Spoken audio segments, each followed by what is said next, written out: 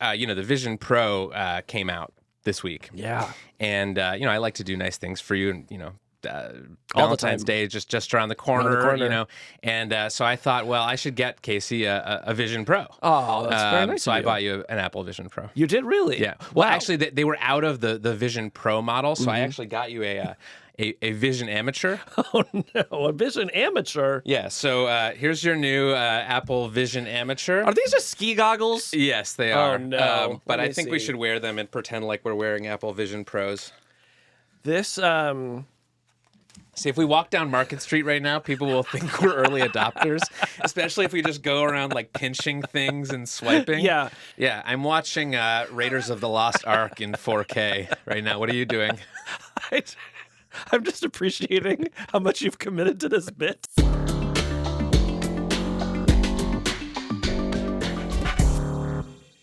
This week, Bluesky CEO Jay Graber on opening up to the public and whether the world is ready for a decentralized social network. We really think of this as social media built for the people, by the people. Then, the New York Times' Erin Griffith stops by to talk about the turmoil in Silicon Valley after Adobe's acquisition of Figma fell through. If those acquisitions dry up, that can, have a really big chilling effect on an industry that's already outside of AI struggling. And finally, it's time for a system update, Kevin. I hate system updates. Yeah, close your apps. And without knowing anything about this update, Kevin, I think what I would just say is Bard, one of the great Google brands, and I hope it never goes away.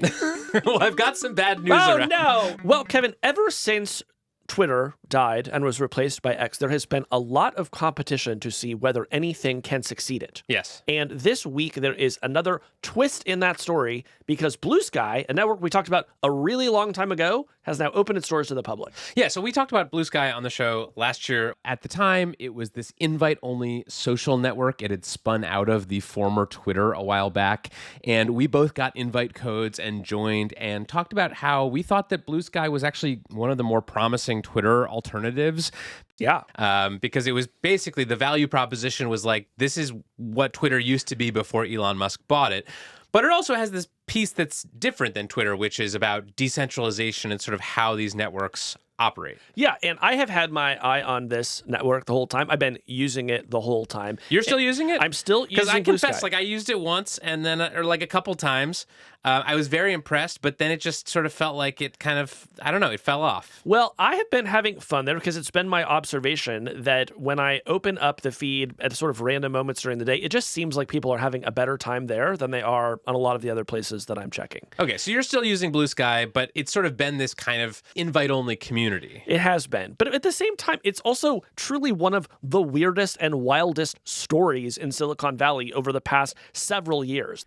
Jack Dorsey, the co-founder of Twitter, has said his biggest regret was that he had turned Twitter into this centralized, sort of big for-profit, venture-backed thing, where some private company has total control over everything that you are seeing. Right. They own the servers, they own the data, they control the whole experience. And he said it should have been a protocol instead. He thought it should have been something like email, where anybody could build their own app for it, anybody could host it on their own server, and everything still talks to each other. And Kevin, we should say, at the time, this did not seem like a great idea. Right. This seemed like... I remember scratching my head and going, okay, Jack. Yeah, but he actually pursued it, and he brought in a team, and he funded it, and shortly before Elon took it over, Bluesky spun out of Twitter, which gave it a chance to try to realize some of these ideas. I'll just come out and say it. I am skeptical that Bluesky is going to replace Twitter, at least for most people. I was very optimistic about it when it launched. We did this whole episode. I think the title of the segment we did was Bluesky Has the Juice, because it really did feel vibrant and fresh and funny, and lots of people were sort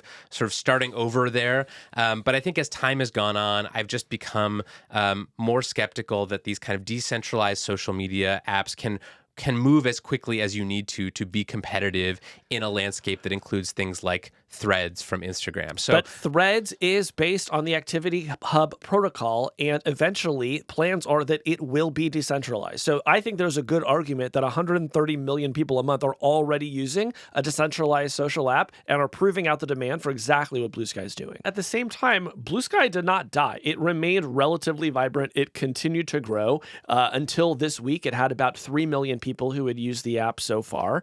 And that brings us to this moment where we're about to see a format war, Kevin, because Bluesky and Threads are built on different protocols. And frankly, not since VHS and Beta went at it in the 80s, I think, have we seen a fight with quite this much at stake. Yeah, well, my grandfather died in format war too, so this is a sensitive subject for me, but I guess we can proceed. R.I.P. to him. So look, let me say, this is a bit of a wonky conversation, okay? But if you feel yourself getting bogged into the details as we discuss this, I just want you to remember, a lot of people hate social media, and if you want social media to be better, you might actually just need different infrastructure for it. You might need some different ideas about usernames and servers and how things interoperate and interact. And yeah, it is a little bit wonky, but if you want to see a better future, it's going to start with conversations like this. All right. Well, let's hash it all out with Jay here in the room with us. So today we're talking to Jay Graber. Jay is the CEO of Bluesky. She's been working on this project since 2021, and she is now opening the gates of this app to the public. Well, let's bring in Jay and see if she can convince you. Jay Graber, welcome to Hard Fork. Nice. Thanks for having me. Hi, Jay. Jay, I'm curious to have you just make the basic pitch for a decentralized social network, because I think a lot of people are very unhappy with social media these days, but it's almost never, in my experience, their complaint is almost never that it's too centralized. I mean, they'll say it makes me feel bad, or I spend too much time on it, or, it's got all these polarizing and extreme people on it, or just it's boring. Very few people that I sort of meet outside the world of sort of tech reporters and tech workers has anything to complain about when it comes to centralization. But I'm curious how you would pitch the average user of a service like X or Instagram or Threads on the benefits of decentralization. Yeah, I mean, I think that's because decentralization is an abstract idea, and what you really want is social that puts power back in users' hands. And so we really think of this as social media built for the people, by the people, because what decentralization gives you is open APIs for developers, anyone can build, and so that unleashes experimentation. So if anyone wants to try a new way to do a healthier feed, a more engaging way that keeps you more interested, less bored, or a calmer way that gives you a healthier way to scroll, that's possible. Also, it gives users choice. So once developers come on and build, because it's this open ecosystem, then suddenly users have alternative clients to choose between. They have alternative feeds. They can pretty much customize the experience as much as they want. This also is open source social, and so users who have decided they wanted to, search their own posts just went in and added that to the code recently. So things like that can just happen, and that means social media can evolve much faster, not bottlenecking change on one company that controls the experience. Yeah. Also, Kevin, I would disagree with you. I think people do get frustrated with centralized social networks all the time. They just don't think of centralization as the culprit. It's like if you get mad at Instagram and you just wish you could take your followers to another photo app, you're mad at centralization, but you're probably not thinking about it in quite that way, right? So I think one of the challenges that you have, Jay, is selling all the benefits of what you're building, even though it does seem super abstract and often, I think, is not the way people are thinking about these things. Definitely, yeah. I mean, anytime somebody thinks like, wow, wouldn't it be cool if I could build this kind of an interface or have this kind of experience on social, or what if my feed worked like that? And then they're like, oh, well, the company will never implement that. You're mad at centralization because somebody could come along and do that if you were able to just, fork the thing and take it anywhere and start building on it. Yeah. So there are two things that you're working on right now. One is Bluesky, and the other is the AT protocol. Explain how those things are different but related. Yeah. So confusingly enough, Bluesky is the name of our app now, but it was also the name of this project that Twitter started to build an open protocol for social media back in 2019. So when I took over this project in mid-2021, we at first were building out the AT protocol, intending that Twitter would run on it. And then circumstances changed very quickly. I didn't really know what was going to happen, but I'd set us up as an independent organization because based on my understanding of the arc of centralized organizations, the captain can always sink the ship. And so if you have one person at the helm, even if they're very supportive of a direction like Jack was at the time, if Jack left, the support could go away. Yeah, And but so, what are the odds that Jack Dorsey would ever leave Twitter? Or that we would have an erratic and unpredictable person in charge of a social network with no accountability. It That just would seemed never like a happen. time in history when we should expect the unexpected. Yeah, true. Yeah. So there's also something called federation, which I want to have you sort of remind us what that is, and kind of what is the status of federation at Bluesky? Yeah, so federation also in some ways describes an abstraction, but the most basic thing is letting services talk to each other and getting this interoperability between them. So a protocol is really a language that lets computers talk and exchange information. And we are setting that up so that anyone can connect a service to the network and have it talk with the rest of the network. Pieces of that have already been split out. So for example, the custom feeds, you could say in one sense, are already federated because third parties, developers hosting their own infrastructure that we're all struggling to keep up with load last night, have set up their own feeds already. Can I repeat back what I think is true and you tell me if it's wrong or not? Oh, this Yeah. will be fun. Let's see. Okay. So right now, Bluesky is the only social network on the AT protocol. But through federation, other developers will be able to host their own projects and apps and services on the AT protocol. Is that correct? Yes, it's Whew, partially, that's and good, it's Kevin. and it's more than that. It's others can host any piece of the social experience themselves. And essentially, I think actually the highest level way to think about this is a social media experience that's not all run by one company.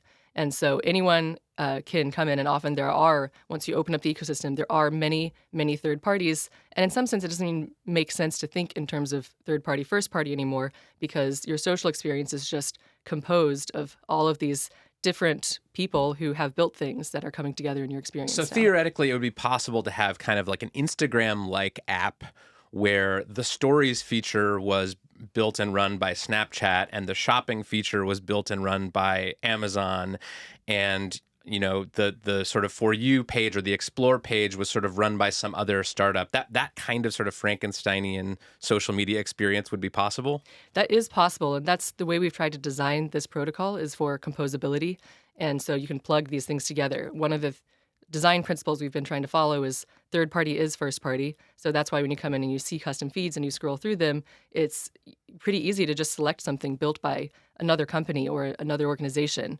Like the For You feed, one of the really good algorithmic feeds that has emerged is built by another company. And it's great because it provides a different experience to users than the algorithm that we built.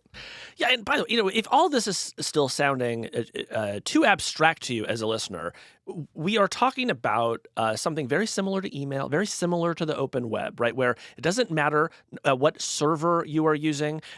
Anybody can build software that shows you the web, that shows you your email. You can email anybody on any server, and it just kind of works. And email on the web, obviously, two of the most powerful things that have ever been built on the internet. And what Jay is working on here, and what some other folks who are working on their own protocols are working on, is can we have a protocol for social networking and for communication? And I think it's super interesting. Yeah.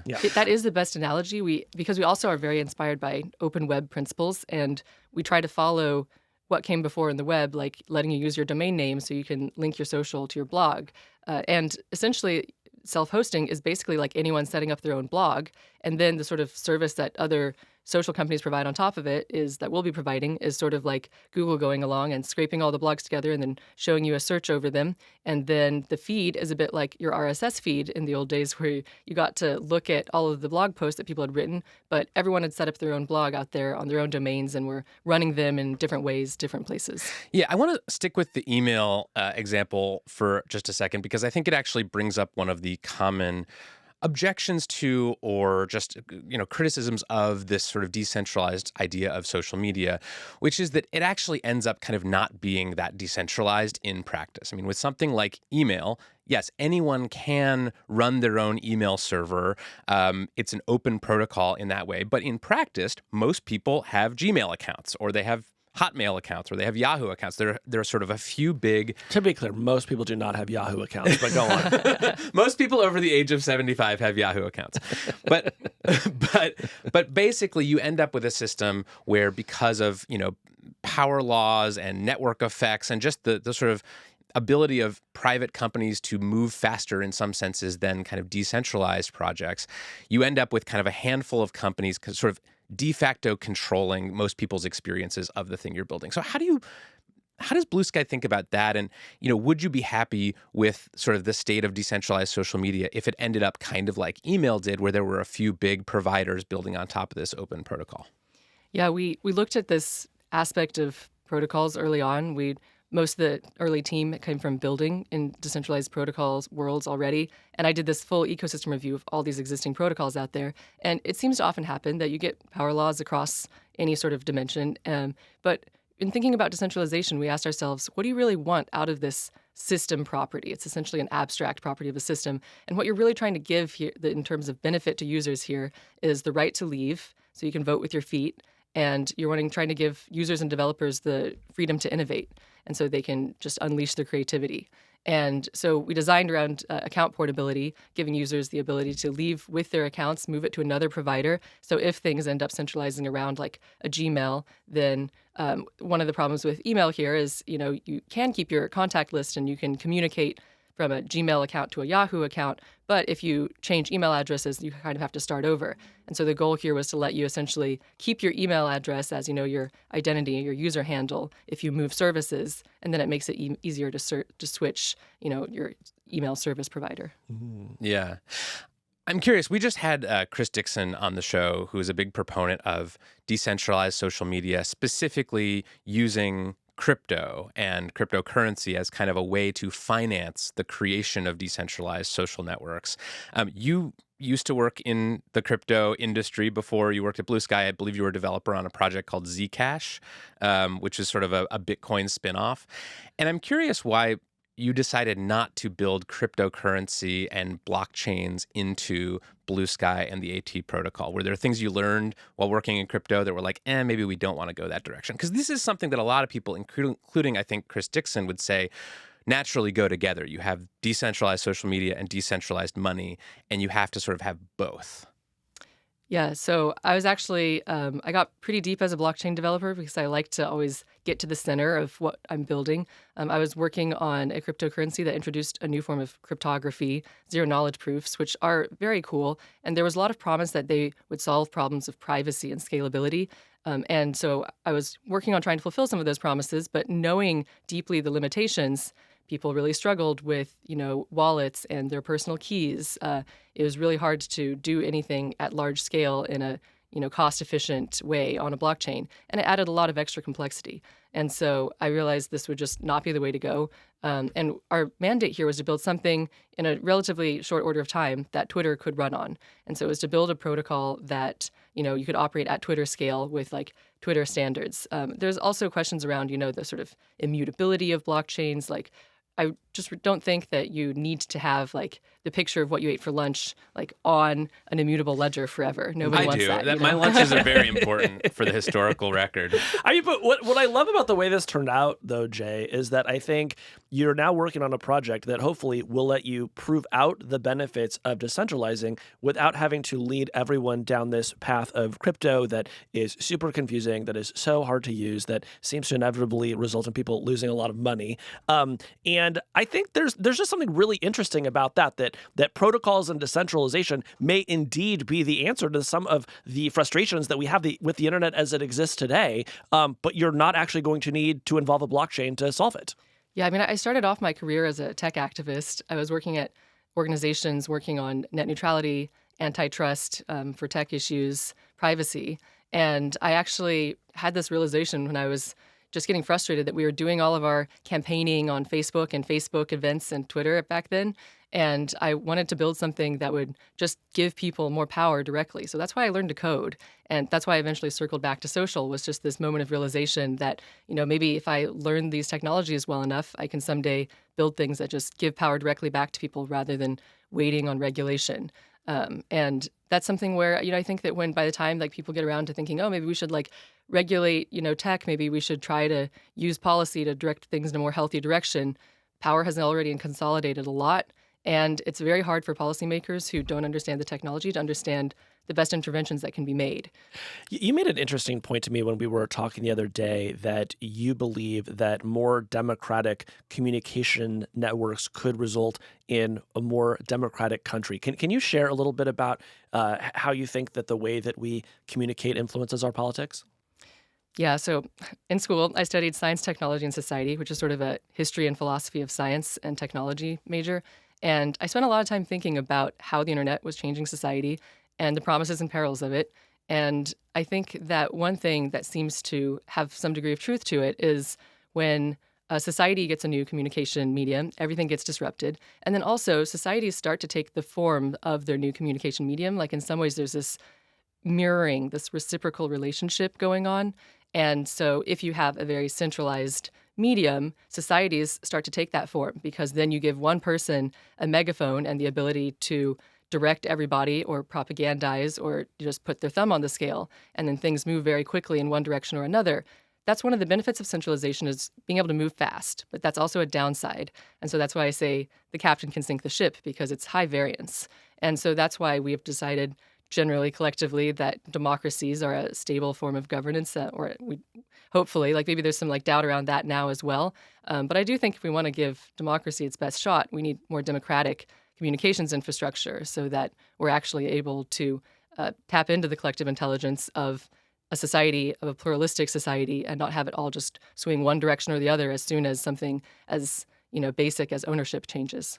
Talk a little bit about content moderation on Bluesky and other decentralized social networks, because this is a thing that people at the sort of big centralized tech companies will say when you ask them about decentralization was like, good luck moderating that. So right now we're sort of having a conversation about AI-generated imagery, for example, on social media, and what to do if, as happened just recently, a bunch of AI-generated deepfake nudes of a celebrity like Taylor Swift are posted. That actually happened on X.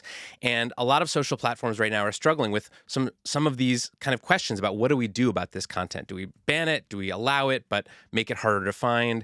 My understanding of Bluesky is that you all have your own content moderation guidelines that are actually stricter than the guidelines for the protocol as a whole. So if I'm someone who does think that platforms should be showing people AI-generated nudes of celebrities, could I make my own feature on the protocol that would allow that to show up in Bluesky? Or like, how does that work? Well, our design principle is like the open web. So anyone could set up their website to do this, and you could set up your own infrastructure. But essentially, a key aspect of social is interconnection and what you promote. And this idea of freedom of speech, not reach, means that anyone can, set up their own hosting somewhere, but we don't have to show it to anybody. So I think, we already do a lot of, depromotion of stuff that, and then the feeds make different choices. But each layer of the infrastructure essentially is making its own choices about what kind of community space it's setting. And the Bluesky app is setting certain norms. Like we have community guidelines that, try to keep a good space that don't allow like hate speech or harassment. And we hold to these standards within the app, but then someone can go build a different app. So I could, if there was someone out there who is interested in seeing, deep fake nudes of celebrities, they could go build, a part of the protocol that would allow that. But you're saying that you, as Bluesky, the app, not the protocol, the app could choose to sort of ignore that or not let that onto people's feeds. Is that what I'm hearing you say? Yeah, because it's an open system, there's things we can and can't control. And the things we can control is what is, within the app we've built and the infrastructure we run. And then the things we can't control are when people run their own infrastructure using the same code in parallel. Right. And is that a flaw of decentralized social networking? Because I think what a lot of people sort of object to about maybe the Taylor Swift nude situation, to be specific about it, it's not that they just don't want to see that stuff on their feeds. It's that they don't think that anyone should be able to spread that stuff online. So that's an issue for decentralized social media, isn't it? You can't actually stop people from being able to do that. Well, the internet kind of has different layers of governance. Like you have sites that set their own rules, and then you have backend infrastructure like Cloudflare that takes down some of the most serious stuff. And that's sort of how this ecosystem works as well. So you have sort of escalating layers of severity up the infrastructure stack. And so the things that I think are more like infrastructure require more social consensus in order to do content moderation on. Like, it's much harder to get something taken off Cloudflare than it is to get something, taken off a social site. And that's how this works as well. Yeah, I mean, the Bluesky approach is really not all that different from something like Reddit, where Bluesky sets a floor, but then individual users can raise the ceiling for moderation. They sometimes describe it this way, where you can sort of add your own rules on top of it. Like, hey, I don't want to see a lot of curse words. I don't want to see a lot of nudity, whatever. And what I think is interesting about this approach is that for the past, 7 or 8 years, we've been having this very unproductive discussion about, like, what should the parameters of online speech be? Should we take way more of it down? Should we leave way more of it up? And the idea in Bluesky is sort of like, well, why don't we just let users decide what they want to see? If you want to have a really intense environment where people are flinging mud and calling each other names, like, you can have it. And if you want something where everyone is like being super polite and no curse words are allowed, you can have that too. That is an experiment that I'm very interested to see how that goes. Yeah. Well, we looked at all the existing decentralized social and thought that they were very lacking on usability. So one of our big goals was to give you the convenience and good experience you could get on a centralized app, but with this underlying openness and freedom and third-party experimentation built in that you get in decentralized social, where the experience isn't run by one company. And so that's what our experience is trying to show you. And it's quite chaotic, I think, because a lot of people coming on were coming through invite codes passed around on other social apps. Everyone was posting heavily, and so lots of back and forth, very casual posting, a lot of shit posting, and just this has made it, I think, a very active culture. Yeah, the platform attracted early shit posters like Casey Newton. Truly demented stuff going on over at your account. Drill comes in to like comment on every like big news day. Yeah, I think he had one of the most Drill, of course, the sort of former king of weird Twitter, DRIL, the pseudonymous poster, and yeah, he had one of the most popular posts. In fact, maybe it's even worth reading this because it sort of suggests to me that he wanted a response.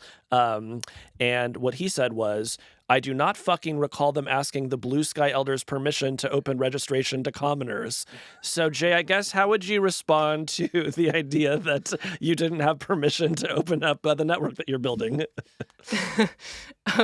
Well, it's...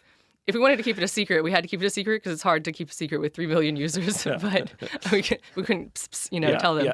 Yeah. But it was also very funny because Bluesky Elders has been a meme for a while, and it's like Drill knows the deep lore of what happened on Bluesky over the last year. I don't even know. Like, it's been such a wild ride, and I think it's been very funny to get to a place where there's like a very active poster culture when people are coming on, because often when people come onto a new social network, it's kind of a ghost town, and then people have to figure out what the norms. And so people have gotten creative. They've really taken it and turned it into something that they want. And also the fact that the app is open source means that users that came on who are developers who are like, why can't I, look at videos? Someone went in and just added like a way to do, YouTube embeds because they got frustrated with not having that in the app. And that's one of the great things about open source social is, anyone can come in and modify it. Yeah. I was on Twitter a long time ago. I was on Twitter before this sort of notorious 4 quadrants post, which is when the company came in to an ecosystem that had a lot of different developers building their own clients. It really was a sort of very decentralized world. And Twitter came along and said, actually, you have to stop building your own clients. We're going to build our own client because we want to centralize this. We want to be able to show ads. The only way we can do it is that way.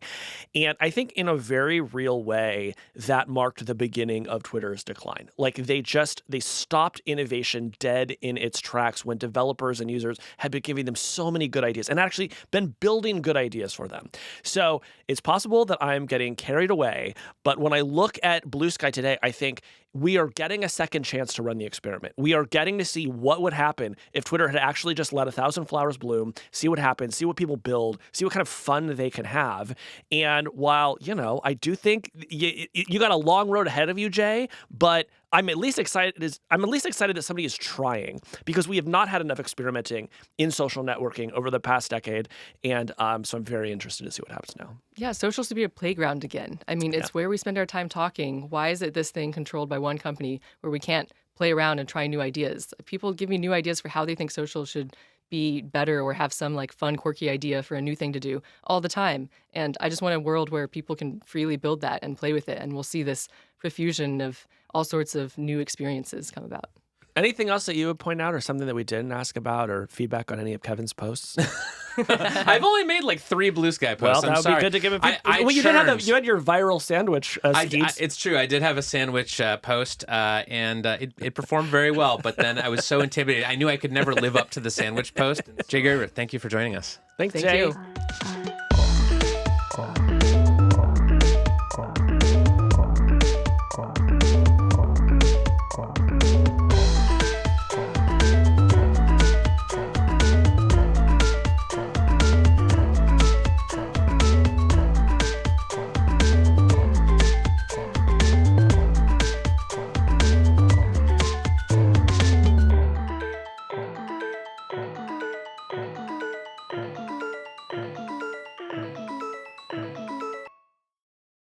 So, Casey, what do you know about design?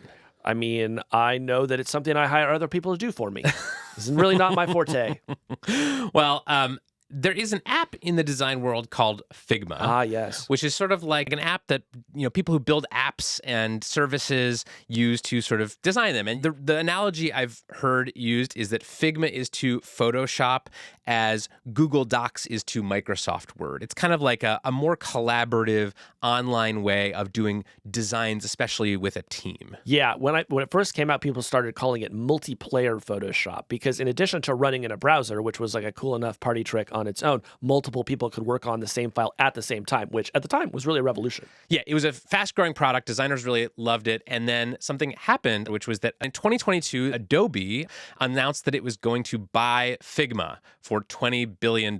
Making it one of the biggest acquisitions of that year. Yeah, so Adobe is this sort of giant in the world of design. They make Photoshop and Premiere and all these other tools that designers and film editors and other people use for work.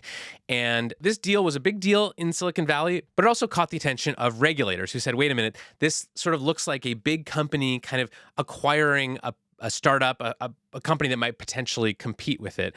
And maybe that's going to harm competition and innovation in this market. And so the companies sort of pulled back from the deal and it fell through.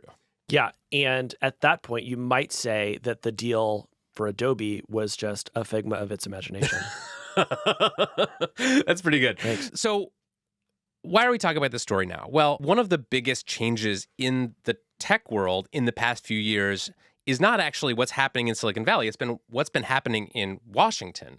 We've talked on this show with Lena Khan, the chair of the FTC, and Jonathan Cantor, the assistant attorney general, who's sort of in charge of their antitrust enforcement against big tech companies. And both of them have sort of made the point that, that one of the things that harms innovation and competition in the tech industry is this pattern of small startups growing very quickly and then getting acquired by these big tech companies who are sort of afraid of competition. Effectively knocking pieces off the chessboard to ensure that they will always win. Exactly. And so their point is that, well, if you want to increase competition in the tech industry, you have to actually make it harder for these big tech companies to acquire smaller startups, especially when there's sort of a direct competitive threat to the bigger company. And so this Adobe Figma deal, I would say, is sort of one of the first major test cases for what happens if you actually just sort of tighten the rules on these kinds of acquisitions and make it harder for big tech companies to acquire small, promising startups. And how does that sort of ripple throughout the tech industry? And so that's what I wanted to ask my colleague Erin Griffith about today. Erin covers startups and venture capital, and she just wrote a big story about this Figma Adobe deal falling through and what it sort of means for Silicon Valley as a whole. Let's bring her in here. Erin Griffith, welcome back to Hard Fork. Thanks for having me. So this deal between Adobe and Figma fell through in December. You've just written a story about sort of what happened at Figma after this deal collapsed. Just tell us what you found in your reporting. Yeah, so I talked to just about everyone that I could: employees, former employees, soon-to-be former employees, investors, kind of people from all sides of the spectrum. And the main thing is that there's just relief that the deal is over. It's been a year and a half or more of just the kind of being in limbo, which for a startup is so hard. Momentum is so important. You have to be constantly growing. And like there are a bunch of employees that are potentially millionaires that don't actually know if they're going to see those millions or not. And so there's a little bit of relief that it's just over. But there's also, these questions of like, okay, well, when will I see those millions? Or will I? The company's in kind of a weird place right now. They kind of had this like really rough year and a half where now they're kind of picking up the pieces. So it's obviously been a rough time at Figma. There are a lot of people who thought they were going to be rich this year who are either going to be rich potentially a long time from now or maybe even never.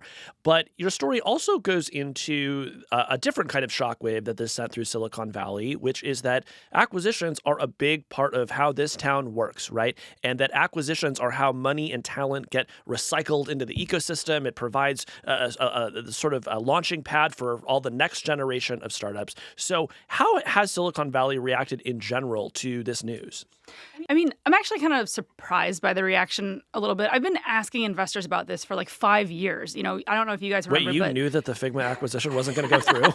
Yes, I've been like, and people are confused, and yeah, they no. So like, I don't know if you guys remember, like Harry's, the razor company sold that, but that deal got kind of broken up. Plaid, the payments company, were supposed to sell to Visa, that got broken up. Both of those companies were able to raise money later, but they still haven't exited. So the investors are painting an optimistic picture, but like it could be a really long time before they exit. And most of the investors I talk to, they don't seem that concerned. They're like, oh, well, yeah, Apple, Amazon, the big tech companies that are under antitrust scrutiny, they're on the sidelines, but there are other buyers. And I kind of think it's a bigger deal than that because, I mean, just to take one stat that I found, like 90% of exits in 2019, which was a big year for IPOs, were acquisitions, not IPOs.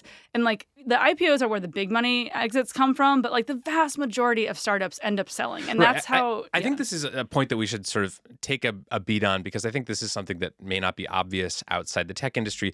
When venture capitalists put money into a startup, there are kind of two things that they're going for. One is that the company becomes huge and goes public, right? And then they can pull money, then their shares get converted into shares of the public company and they get to sell and they get a return from that. The other, and what you're saying, the sort of more frequent outcome for a venture-backed startup is that it would get acquired, and then the investors who supported the startup from the beginning get paid as part of that acquisition. So those are kind of the classic exits in venture capital, and it sounds like beyond just this Figma case, it sounds like the sort of the exit strategy of let's sell this startup to a bigger company is becoming much more challenging. Totally. Yeah. And like that is the way this industry works. The venture capitalists get that money back and then they use that to raise their next fund because their investors are happy and they want to give them more money. Angel investors, who are kind of the first people who put money into startups, they use that and they like invest in their next in their friends' companies. And it's all like kind of incestuous, but it's like a circle of life that perpetuates the new creation of startups. And like, I talked to one investor in the story, Adam Nash. He used his earnings from the startups he worked at, like LinkedIn, to invest in more than 130 of his friends' startups. And like that's how this works. And so all these Figma employees that would have now become angel investors are not. And, a lot of these venture investors, they kind of like made their reputations like Figma, I got this big winner, I got this $20 billion exit. And like that's not the case anymore. I mean, I talked to one investor who had invested in lots of funds, and some of the funds, he was set to get paid on Figma's exit from 6 different entities. So like that's like how incestuous this is, and that's actually just what makes it work here. And so, if those acquisitions dry up, that can, have a really big chilling effect on an industry that's already outside of AI struggling. So let's talk about why. What changed that these acquisitions are just having a harder time getting through? I mean, regulatory.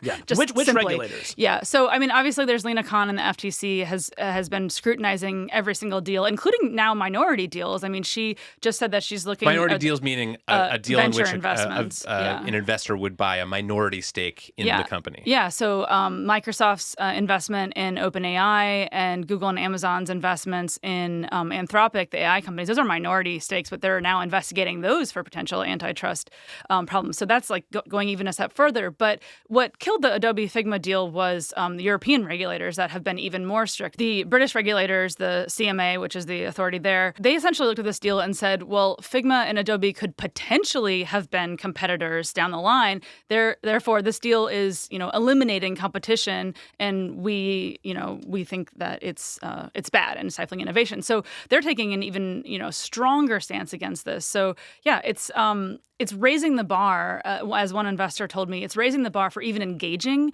in acquisition talks for a startup, because this is a huge risk that the deal might not actually go through. And, one thing that Figma did that's really smart, it's raising the bar for breakup fees. Figma's getting paid $1 billion as a breakup fee from Adobe. So that's, breakup fees are fees that get paid when like a deal doesn't happen. Right. This has always been my dream, by the way, is to get paid $1 billion for just nothing happening.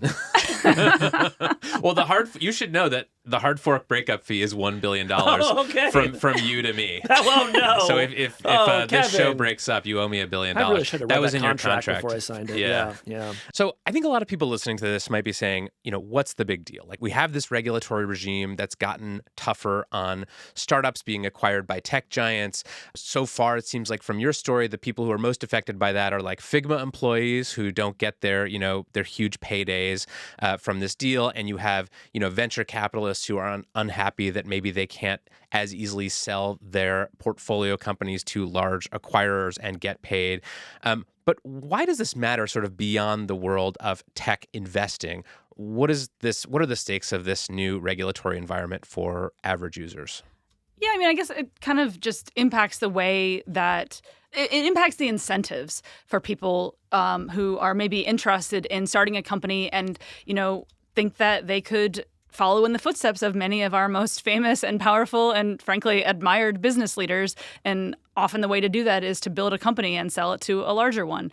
It impacts the way that this kind of innovation is going to be funded. And I'm not saying it's necessarily a good or a bad thing, but it's definitely going to change the way this system works. And I think we'll be seeing the ramifications of that playing out for a long time. I can tell you, when I started Platformer, it was with the goal of selling it to Adobe for $20 billion. And now I'm like, in this regulatory environment? I don't think so, honey. So that's going to be a challenge. But let me throw a couple of counterexamples in here, Erin, because while everything that you said is true, at the same time, Microsoft was somehow able to buy Activision Blizzard for almost $69 billion, right? Which was just a clear case of a giant company getting even more giant. So that seems to me to suggest that at least some window is still open. And I have to say, when I saw that Adobe was acquiring Figma, my first thought was the cost of Photoshop is going to go up. Like, Figma is going to get folded into the Adobe Creative Suite, and the price is going to go up. And so you don't even have to be a hipster antitrust person to find an excuse to block this deal. You could just say, this just kind of seems like maybe we shouldn't allow it. So is the Figma deal maybe an outlier in this whole thing? No, I don't know about that, but I will agree with your point that there are a lot of Figma customers that were kind of celebrating this. And I think that just in general, even if you're not a Figma user, a lot of people complain about the power of big faceless corporations and how, they kind of are constantly finding new ways to screw customers. So like in general, I can see the concerns and like why you would prefer that this product that you love that's like, pretty cheap and not corporate and tries to do right by its customers stays independent. So like I think there were a lot of Figma customers that were celebrating this. And a lot of people who maybe don't like certain Adobe policies or the way that they sell or package their products. So yeah, I can definitely see an argument for that. Do you hear from any founders who are thinking about their sort of exit strategies differently in light of these new regulatory pressures? I mean, one complaint that you'll hear from venture capitalists about the aggressive regulation of tech mergers and acquisitions is that, maybe someday the next Kevin Systrom and Mike Krieger don't start Instagram because they know that even if they succeed beyond their wildest dreams, they're not going to be able to sell their company to Facebook for billions of dollars. You might sort of see a drop-off in startup founders deciding to take a risk on something new because one of these two classic avenues for getting rich on a startup is now not closed, but harder. Totally. And I I've heard that argument before, not ever from a founder, though. It's more from like the commentators or VCs. And it's kind of BS in a way, because the other thing that they'll turn around and say is like, well, no one aims to sell their company. Their goal is always to go public. And, that's people start it with the sort of the biggest possible dream, and maybe selling is like the second best.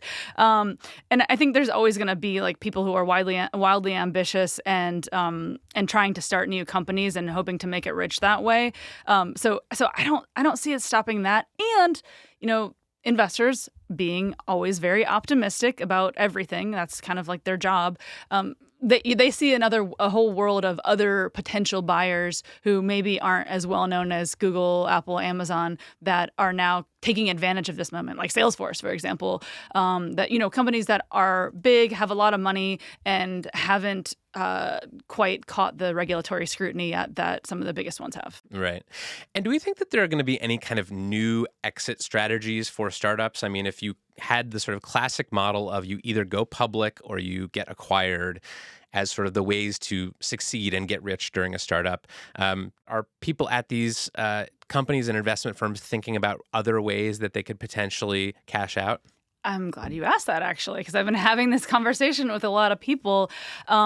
The secondary market is very hot right now. Explain what that is. And the secondary market is essentially a fancy way of saying it's a private stock market. Startups own shares that are private, and only sophisticated investors like venture capital investors can buy them.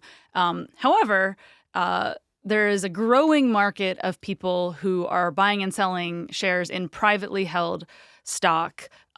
It's called the secondary market, and that has really, that got a lot of attention right before Facebook's IPO, because people were trading private Facebook stock before it went public. And over the last decade or so, it has gotten bigger and bigger. And so there is generally a market for people to buy shares in these private startups before they go public. And that is becoming increasingly robust. And so that's a way that some investors are being able to cash out before an IPO can happen. Yep. And of course, Kevin, don't count out that other classic way for a startup founder to make money: crypto scams.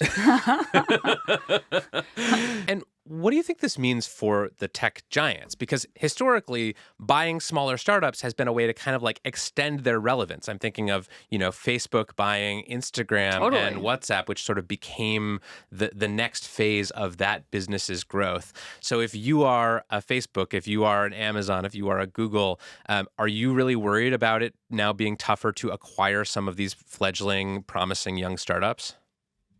Definitely. That is essentially how these companies stay relevant, is they try to build something innovative in-house. They're too clunky and slow-moving and out of good ideas, so they buy something and hope that infuses them with new life, and their stock lives to see another day. That is not happening at the big tech companies at all. And so that I would be nervous if I were them. Microsoft has obviously found a way around that by investing in OpenAI without buying it outright, and being very careful to not own more than 50% of the company. But even that's now being scrutinized. So yeah, it's definitely a signal to big tech companies that they need to start building their most innovative stuff in-house. Yeah, and I should say, that is actually what the regulators want to happen, right? That is part of the sort of hypothesis here, is that if you force, if you make it harder for tech giants to kind of gobble up smaller potential competitors, then it will actually result in more innovation overall, because the big companies will have to stay ahead of the small startups, and the small startups will sort of be able to flourish independently without sort of getting gobbled up by these larger institutions. Yeah, that's kind of, if you read the CMA's investigation of Adobe, they had this project that was ongoing for a long time called Project Spice, and it was it had other names too, but they mostly called it Project Spice. And I think I saw that on Cinemax when I was a kid.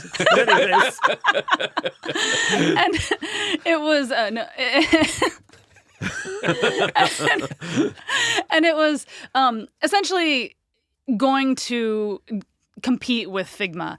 And they canceled it 1 week before the acquisition of Figma was announced. And they said, in their responses, like, this was never going to compete with Figma, and it was a failure, and we canceled it because it was really bad, and we could never compete with Figma. But, like, that kind of makes the point for the regulators, too. Like, you couldn't compete, and so you bought this thing instead.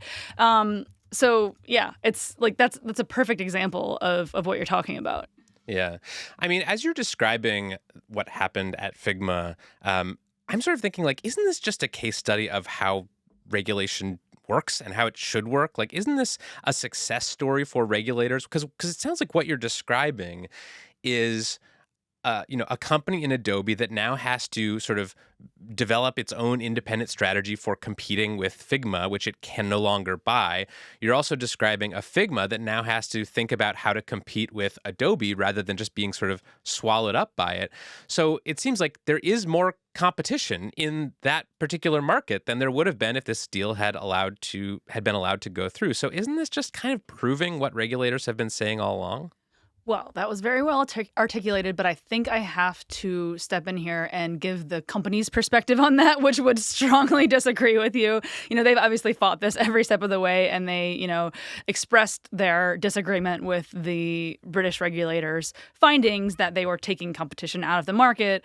They believe that they were not competitive. But yeah, like, I think that's your point is well taken, that, like, yeah, the regulators dug into this, concluded that these two companies would have been competitors had they not decided to merge, and said, we want to block this. And then they asked for some really absurd remedies. They were like, okay, well, you guys can merge, I guess, if, like, Adobe spins off Photoshop or Illustrator, or Figma spins off Figma Design, which is, like, essentially all of Figma. And so, of course, the companies were like, no. But so, yeah, I mean, essentially, yes, this is regulation working. I think a lot of people in the tech industry, obviously, including Adobe and Figma, would say it's like an egregious overreach, and they don't like the way they're interpreting the law. So, Erin, you've written, among other things, about the culture of Figma, whose employees, I believe, call themselves Figmates. How is the culture changing in response to this deal falling apart? I mean, it's probably the same. That my understanding of the culture of Figma is very earnest. They like to sing. Feeling thankful that I can count on you all. Surrounded by the world's greatest team. This is Figma. This is Figma. They have a theme song. Or they had. Wait, they have a theme song? They had a theme song. How does it go? The chorus was, Figma, I dig ya. Design used to be such an enigma. I'm not going to sing it. And it had a rap verse that referenced Adobe at one point. Who the heck's Adobe? I think it said 10 or 15 years from now, people are going to say, who the heck's Adobe? Figma's here to stay. Wait, they made a software diss track? Yeah. Is that... Yes. I mean, I don't think it was meant for public consumption. I saw a video of it, but unlike their musical, which they put out in the quarantine, which is on YouTube and is required viewing for Park Fork listeners. Wait, there's a Figma musical? Yes, it is very elaborate. It's like kind of about quarantine, the early days of quarantine. I actually had to turn it off because I was like having flashbacks to, like, all the jokes that we made about, we're all stuck inside, and like how traumatizing that was for everyone. So yeah. Anyway, so yeah, they're a little dorky. This is not like the Uber culture of like, let's like be hardcore and step on toes and just like. Yeah, Uber also actually had a musical. It was. I think it was called "It's Not a Crime If You Don't Get Caught." Yes, yeah, that was the showstopper. Yeah, it was the big number closing Act 1. And FTX actually had a musical. It was called Scamilton. It was a great one. Erin Griffith, thanks Cool. for coming on Yeah. Hard Fork. Thanks for having me.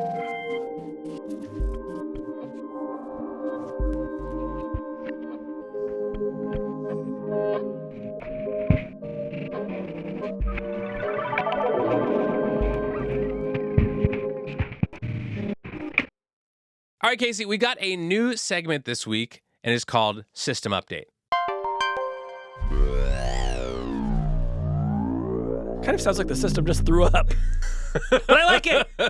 Now, listen, Kevin, every week on the show, we bring you the most fascinating stories from in and around the world of tech and the future, but we don't always return to those stories to tell you what happened after we shut up. Yes, sometimes we do not actually get the last word on a subject. Devastating. Events continue to unfold. And so this is a segment where we take things that we've talked about on the show before and tell you what's happened since we talked about them. That's great. Well, let me ask you a question, Kevin. Remember when we talked about those ancient scrolls? Yes. Whatever happened to those? God, this is one of my favorite stories from last year. Let's get into it. So, Casey, back in October, we interviewed a man named Brent Seals on the show. Brent, as a reminder, was a scientist who had been working on a project involving some ancient scrolls. And these were scrolls that had been buried and burned in the eruption of Mount Vesuvius roughly 2,000 years ago. They were the original Doom scrolls. Oh, come on. That's pretty good. You have to admit. That is pretty good. Okay. So Brent told us about this effort that he'd been embarking on to decode these scrolls, basically by using kind of computer vision and AI to be able to read what was inside them without actually opening them, which would destroy them. And he, in combination with some investors and entrepreneurs in the tech industry, had set up something called the Vesuvius Challenge, which was basically a series of prizes that would be given out for deciphering fragments of these ancient scrolls. And not to be confused with the Vesuvius Challenge on TikTok, which is where you try to escape an erupting volcano. Exactly. Yeah. So when we talked to him back in October, this contest had produced some intermediate results. There was a college student, Luke Ferrator, who had been able to actually detect one word from the ancient scrolls that translated to the ancient Greek word for the color purple. Color Purple. Great movie, great book. Yeah. So back in October, they had sort of made this intermediate prize award to this researcher who had come up with this one word. But there was still this idea of a grand prize for someone who could decipher much more of these scrolls. And Brent and his team, they didn't know whether anyone would actually be able to do that. But just this week, the organizers of the Vesuvius Challenge announced that they had, in fact, awarded a grand prize to a team of 3 individuals: Youssef Nader, who is an Egyptian PhD student in Berlin; Luke Ferrator, who's a 22-year-old college student who actually won that prize that we mentioned the last time we talked about this, discovering the word purple; and Julian Schilliger, who is a Swiss robotics student based in Zurich. They will share a $700,000 prize as a reward for deciphering a much larger fragment of these ancient scrolls. All right. And I would like to know, Kevin, what did the scrolls say? Well, so we still don't know exactly who wrote these or what they're about in their entirety, but the passages that historians and papyrologists have been able to decipher are basically talking about pleasure. The author of I'll just read one of these passages. It says, "As to in the case of food, we do not right away believe things that are scarce to be absolutely more pleasant than those which are abundant." Go off, King. Yeah, so we don't know exactly who wrote this. There's some theories that it might have been Philodemus, who is an ancient Greek philosopher and writer who is associated with the Epicurean movement. Of course. But basically, this is a text, the organizers of the challenge compared it to a 2,000-year-old blog post. So in addition to referring to the color purple, apparently this text also makes some reference to capers, like the thing that you put on a lox bagel. Not crimes. Yes, Okay. not crimes. But basically, this is a text. These texts, or what we know of them so far, they are about pleasure and how to live the good life. And they appear to be from someone who's sort of sympathetic to or associated with the Epicurean movement, kind of dunking on this other group of philosophers, the Stoics, who believed that virtue was all that mattered. Epicureans were much more into sort of pursuing pleasure as kind of the highest good. And so, some historians who have looked at this text think that this was basically an Epicurean philosopher kind of dunking on Stoics. This was history's answer to the quote tweet, basically, is what we're finding in these scrolls.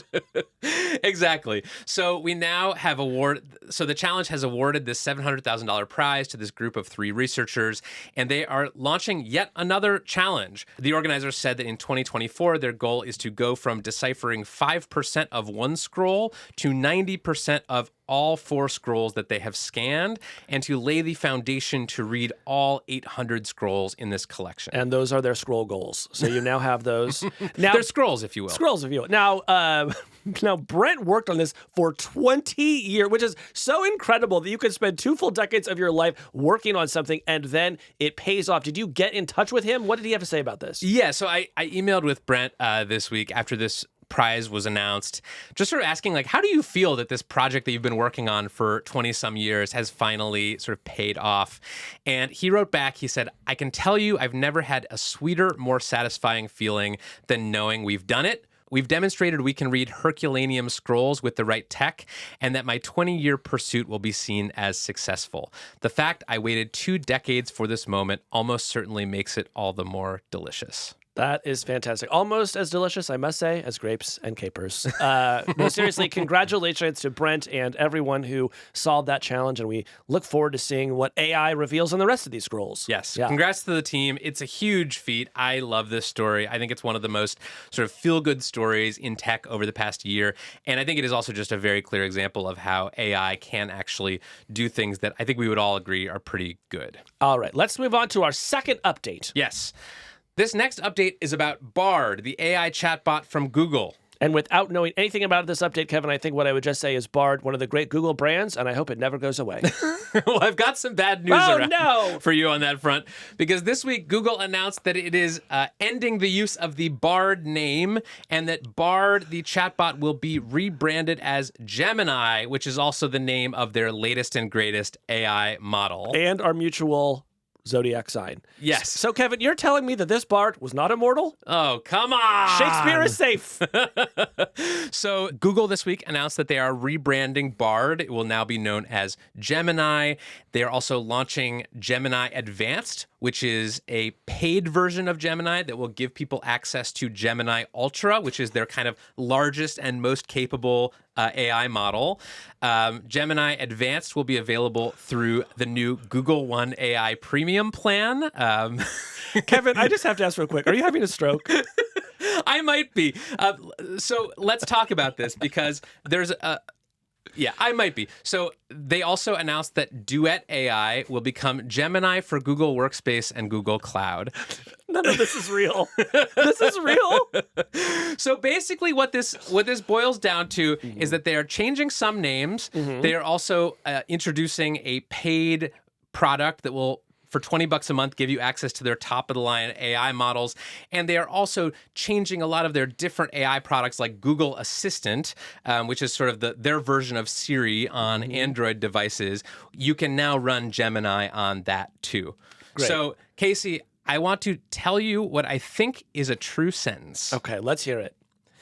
If you used to use Duet AI for Google Workspace, instead, you will now use Gemini for Workspace and Google Cloud. And if you upgrade your existing Google One subscription to a Google One AI Premium subscription, you will now get access to Gemini Advanced, which is powered by Gemini Ultra 1.0. This is one of the richest and most powerful companies in the entire world. They could hire any marketer they want, any brander they want. This is what they came up with. If you work for Google and you worked on any of this, please message us. We won't even use it on the show. I just need to know for my own knowledge how this happens. I'm someone who cares about this so much, and I could not parse even 5% of what you just said. Yeah, it is truly a hilarious combination of product names and just an absolute chaotic nightmare to try to make sense of it. I went to this briefing where they rolled out these changes, and I was just sitting there taking notes, trying to draw flowcharts of the various names and how they all relate to each other. Yeah, but it would be easier to pass calculus than to just repeat what you just said to me. So yes, all of this is sort of silly because they're just changing the names of a bunch of stuff. But I think the bigger story here is that Google is really rolling out this new Gemini model in a big way. They are betting a lot of money, and they are trying to roll this model out to as many customers as possible.